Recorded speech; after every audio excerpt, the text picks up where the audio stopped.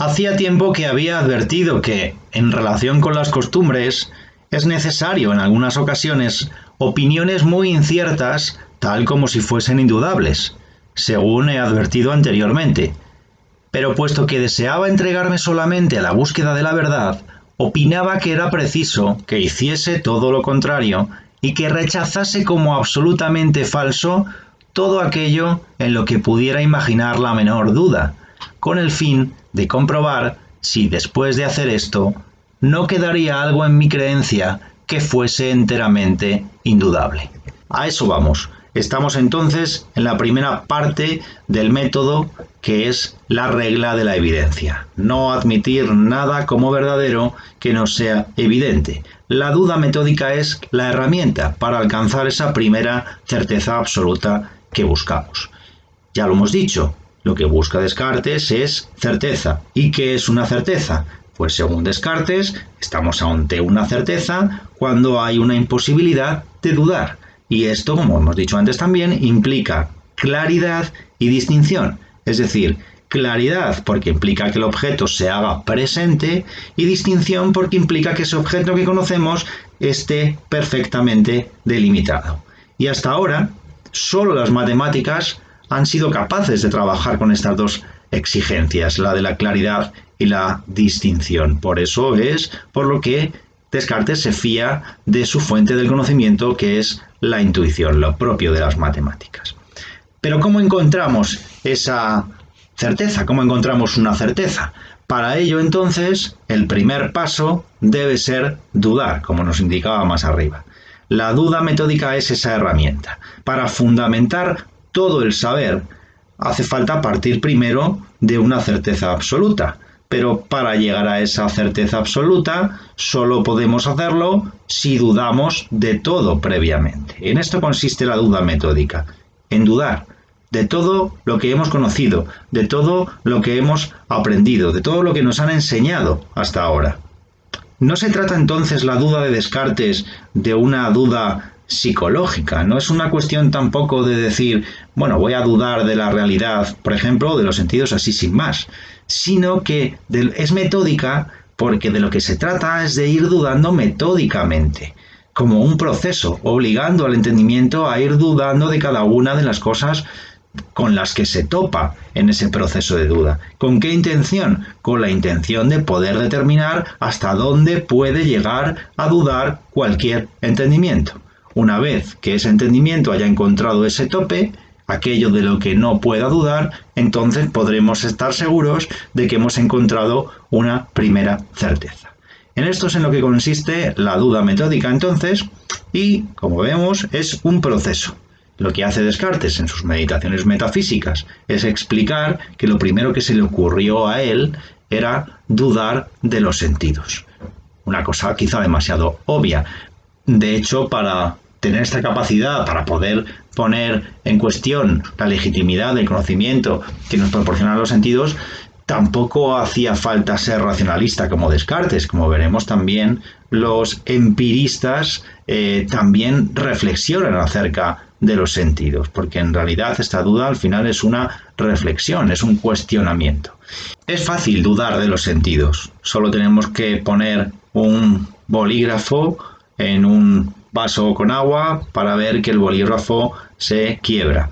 Solo tenemos que mirar al cielo y comprobar que nuestros sentidos nos dicen que el sol es tan pequeño que yo lo puedo tapar con un dedo. Estamos sometidos continuamente a información que nos llega a nuestros sentidos que puede ser muy confusa. Por ejemplo, una voz al teléfono puede parecerme masculina y resulta que es una voz femenina. O si voy caminando por la calle, de lejos creo reconocer a alguien que yo conozco, pero cuando llego a su altura descubro que no es él. Hay infinidad de casos, de situaciones diarias en las que queda claro que el conocimiento que nos ofrecen los sentidos no es el conocimiento riguroso que debería buscar cualquier saber que aspira a un conocimiento riguroso de la realidad. Fiarnos de los sentidos no es una cuestión que esté en la agenda de los filósofos en general, a menos que estemos hablando de alguna corriente en concreto como es el empirismo, y como veremos que sí que defiende esta postura, pero desde los tiempos de los presocráticos, Heráclito, Parménides, ya sabemos, Parménides fue el primero que dijo que la vía de la opinión no era la mejor vía, había una vía de la verdad y una vía de la opinión es la de los sentidos, si no nos servía. Entonces Descartes, bueno, pues vuelve, digamos, a recuperar esos inicios de la filosofía y se plantea la cuestión de, sé que es difícil asumirlo, pero dudemos de los propios sentidos. Convengamos en que los sentidos nos engañan en muchas ocasiones.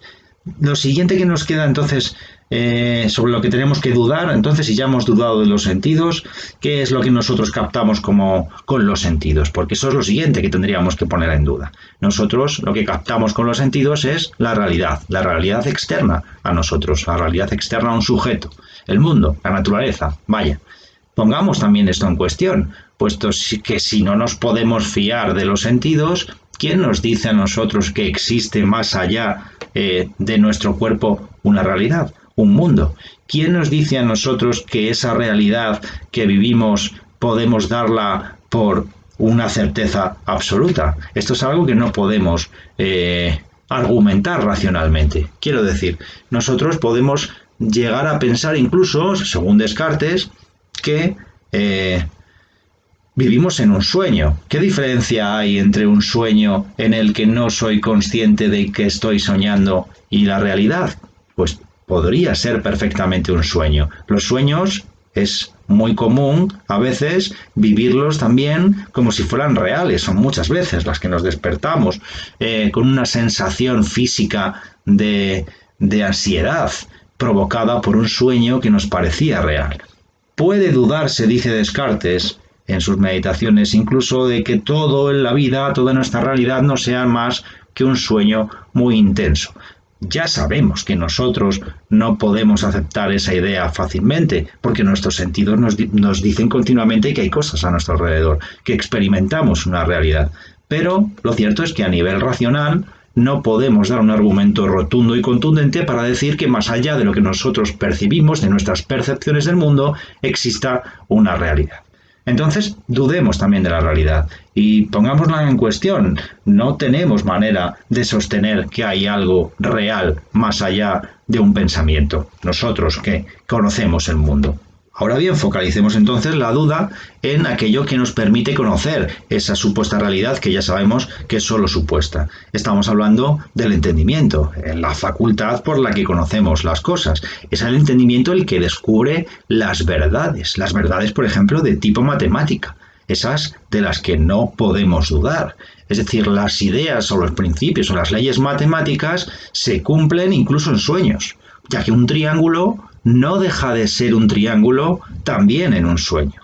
De esta manera, cuando Descartes se pone a dudar sobre el entendimiento, parece ser que hemos encontrado ya algún tipo de certeza, ¿no? Hay principios, los principios de la matemática, principios como el de no contradicción, que parece que no podemos dudar de ellos y que, por lo tanto, ya habríamos encontrado una certeza absoluta.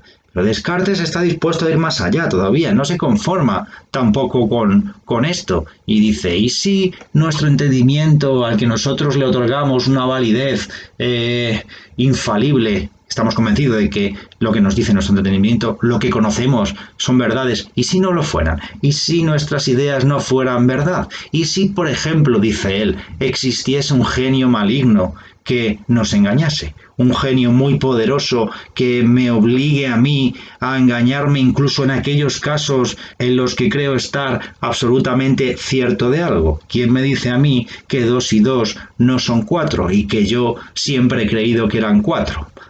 Podemos asumir también esta duda, esta duda sobre la verdad o el conocimiento o las ideas que poseemos, las que posee nuestro entendimiento, y por lo tanto tampoco es un terreno seguro, porque no tenemos un criterio externo al entendimiento que valide la función del entendimiento y que nos asegure de que conocemos verdades reales con él. Si ya hemos dudado de los sentidos, si hemos dudado de aquello que recibimos por los sentidos, que es la realidad, si hemos dudado también de eso que nos permite acceder a la realidad, que es el entendimiento, ya no nos quedan muchas cosas más que dudar. Aquí Descartes es cuando se da cuenta de que de lo único que le queda por dudar ahora mismo es de la propia duda. Todo es cuestionable, todo puede ponerse en cuestión, pero hay una cosa que a lo largo de este proceso ha permanecido indudable e inalterable, y esto es que dudo. Es decir, puedo dudar de cualquier cosa, pero no puedo dudar de que estoy dudando. Y aquí, puesto que dudar no es otra cosa que un modo de pensar, parece que ya tenemos la primera certeza. La primera certeza que estábamos buscando es algo tan sencillo como que yo pienso. Y esto es lo que resume en aquella famosísima expresión que resume todo su pensamiento: cogito ergo sum. Pienso, luego existo. Pero inmediatamente después, advertí que mientras deseaba pensar de este modo que todo era falso, era absolutamente necesario que yo, que pensaba, fuese alguna cosa. Y dándome cuenta de que esta verdad, pienso, luego soy, era tan firme y tan segura que todas las más extravagantes suposiciones de los escépticos no eran capaces de hacerla tambalear. Juzgué que podía admitirla sin temor alguno de errar como el primer principio de la filosofía que yo indagaba. Bien, pues ya hemos llegado a la primera certeza. Ya tenemos el punto de partida, hemos aplicado la regla de la evidencia, hemos dudado metódicamente de todo lo que podemos dudar, y hay una cosa de la que no podemos dudar, y es de que estamos dudando, de que hay una cosa que duda. Ahora, entonces, la conclusión, esa primera certeza es que hay una cosa que piensa, puesto que pensar y dudar es una cosa similar. Hay una cosa que piensa, pero esto es lo único que podemos decir. Esto nos lleva a una situación que en filosofía se denomina solipsismo. Es una doctrina filosófica que defiende que el sujeto no puede afirmar ninguna existencia más allá de la suya. Lo único que puede afirmar es que existe un sujeto, que existe una cosa que piensa. Pero ya está, estamos en un callejón sin salida. Esto genera muchos problemas. ¿Qué pasa cuando no pensamos? ¿Qué pasa cuando soñamos? ¿Estamos pensando realmente? ¿Cuando soñamos ya no existimos? ¿Qué pasa si una persona se desmaya y pierde la conciencia? ¿Decimos que no existe? Esto genera un montón de problemas porque en realidad buscamos una primera certeza absoluta para poder fundamentar el resto del saber y poder, pues validar un método válido para todas las ciencias. Y resulta que la primera certeza absoluta nos deja encajonados. Solo existe una cosa que piensa. ¿Cómo salimos de aquí? Pues analizando la cuestión del pensamiento. Porque esta es la segunda regla, analizar, la fase del análisis. Parece ser que lo único que existe es el pensamiento. Bueno, pues pongámonos a analizar el pensamiento. Y como partiendo de este análisis del pensamiento es como Descartes llega a formular esa construcción deductiva de la realidad, pues lo vemos en el siguiente vídeo.